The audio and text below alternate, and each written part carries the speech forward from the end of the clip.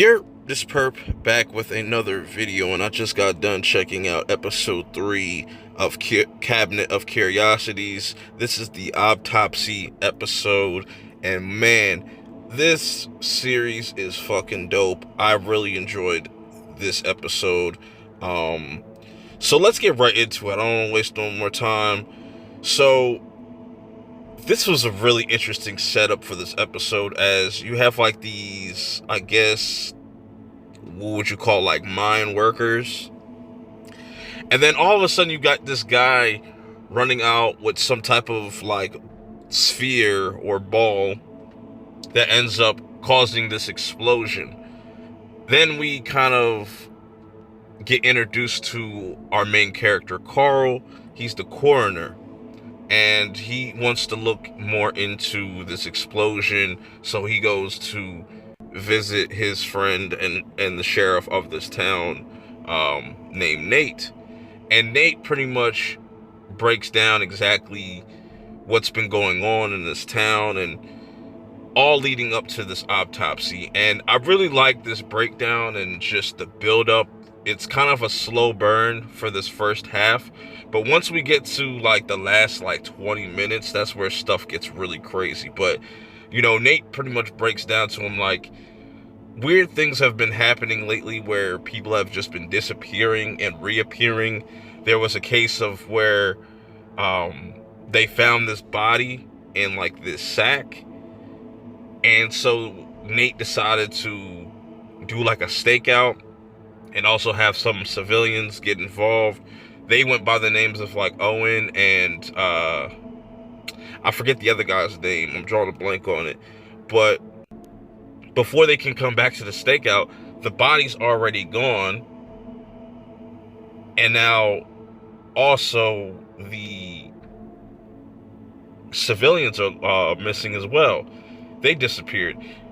And what they're alluding to, or what you could kind of pick up on, is that there's some type of alien or UFO type of thing going on, which I really liked about this episode, that it didn't beat you over the head with the sci-fi, but it just did something very unique and different that I've never really seen before, to be honest. Or just, I wouldn't say I would never seen it before, but it felt familiar, but done differently to where it felt unique within itself, if that makes any sense. So as Nate starts to kind of break down the story, he tells his side of the story where he was chasing this guy, because all of a sudden this sphere thing popped up in the back of Nate's car or whatnot. It was really weird.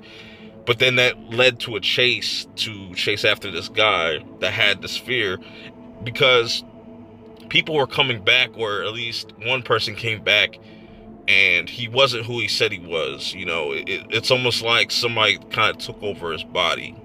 You know what I'm saying? And it's interesting how they just build up to this.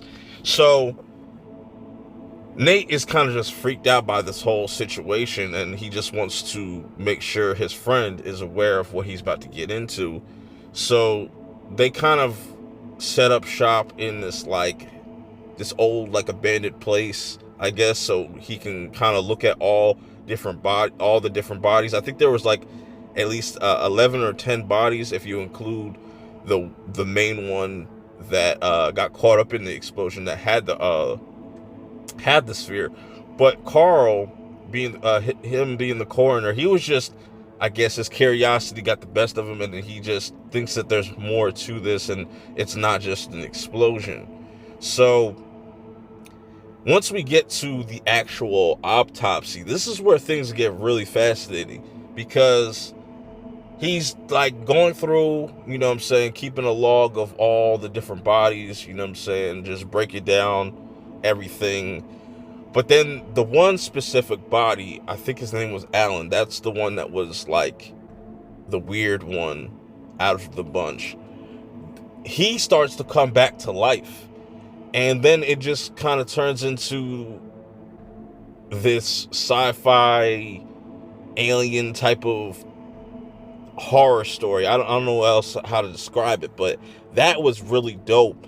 And pretty much the alien, whatever that's in this guy's body, needs a new host. And what gets revealed earlier on in this episode about Carl is that he only has 6 months to live because he has stomach cancer, which it sucks. So obviously, this guy is not dumb, and this was an interesting way to kind of go out, and it was really brutal at the end. I'm not going to spoil what happens exactly at the end, but it just ends up kind of being a battle of like wits, really, and just like different philosophies on humanity between Carl and this thing.